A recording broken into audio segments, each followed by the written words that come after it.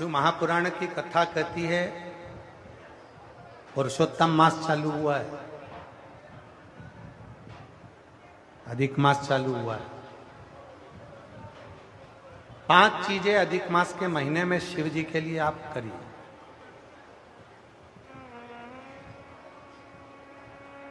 तीन वर्ष में एक बार अधिक मास आता है, पुरुषोत्तम मास आता है। हम पूरी कथा पुरुषोत्तम मास की भी आपको कथा के बीच में कहेंगे। इसलिए पुरुषोत्तम मास में जो कथा चल रही है 3 जगह पर, एक जगह करनाल में हो जाएगी, इसके बाद में फिर दुधाना गांव में महाराष्ट्र में हो जाएगी, फिर एक ऑनलाइन हो जाएगी। ऐसी तीनों कथा हमने अधिक मास पार्ट 1, अधिक मास पार्ट 2, अधिक मास पार्ट 3, इस नाम से हम इस कथा को दिए।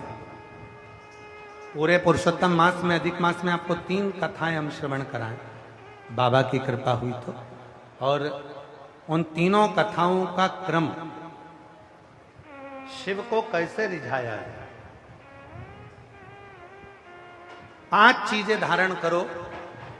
आज 17 मई से अधिक मास प्रारंभ हुआ है, जो 15 जून तक चलेगा। इस 15 जून तक के अधिक मास में 5 चीजें अपने अंदर धारण करना है। पहले नंबर का, शिव जी को 1 लोटा जल सुबह से लेकर शाम तक के बीच में कभी भी चढ़ाना जरूर। दूसरा, शंकर जी के मंदिर में या बेलपत्री के नीचे या तुलसी के क्यारे के पास में एक दीपक अवश्य लगाएं। चाहे सुबह लगाएं, चाहे शाम को लगाएं, तुम्हारी मर्जी पड़े तब। दीपदान जरूर करो, जल जरूर चढ़ाओ। तीसरा, एक बेलपत्री को रख लें और उसी बेलपत्र को पहले दिन से लेकर 17 मई से लेकर, अधिक मास के पहले दिन से लेकर अधिक मास के आखिरी दिन तक 15 जून तक एक ही बेलपत्र को एक कागज में या किताब में उसको रख लें। उसको रोज शिव जी को समर्पित करें। श्री शिवाय नमस्तुभ्यम बोलकर अपनी कामना करें। वापिस उठाकर उसको अपने किताब में रख लें। फिर कल वापिस समर्पित करें, फिर वापिस रख लें, फिर वापिस समर्पित करें।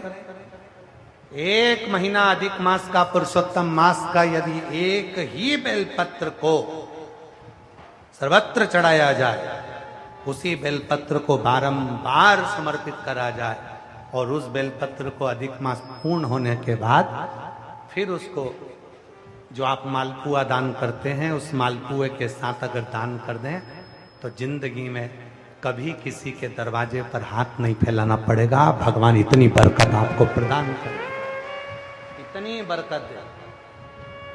एक बेलपत्र, वही बेलपत्र पहले दिन से चालू होती है।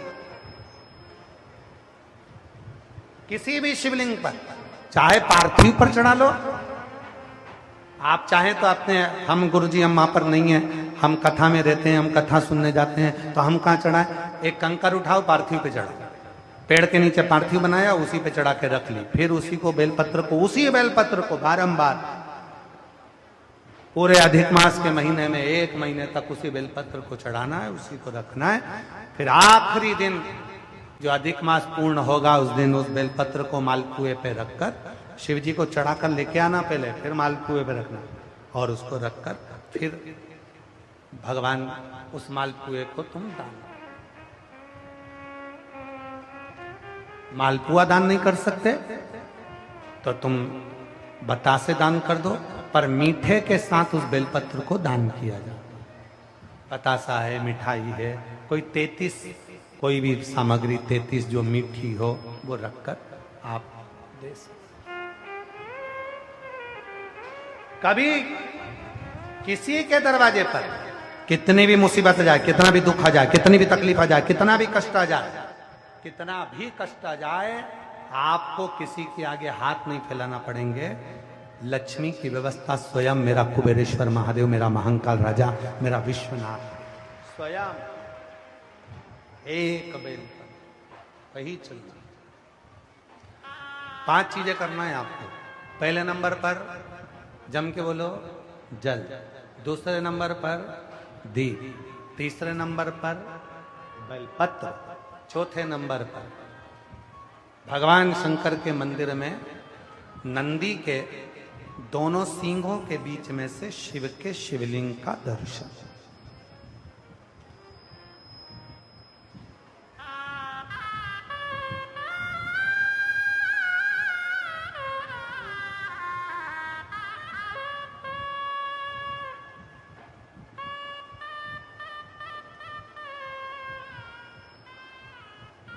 नंदी के जो सींग है, उन सींग के मध्य में से भगवान शंकर का दर्शन।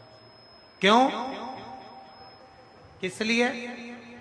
अगर पुरुषोत्तम मास में, अधिक मास में हम नंदी के दोनों सींगों के बीच में से शंकर के शिवलिंग का दर्शन कर लेते हैं तो अपने अंतिम सांस तक शरीर के अंदर कोई बड़ी बीमारी कभी नहीं आती, कोई गंभीर बीमारी कभी नहीं, क्योंकि ज्येष्ठा का अधिक आया है।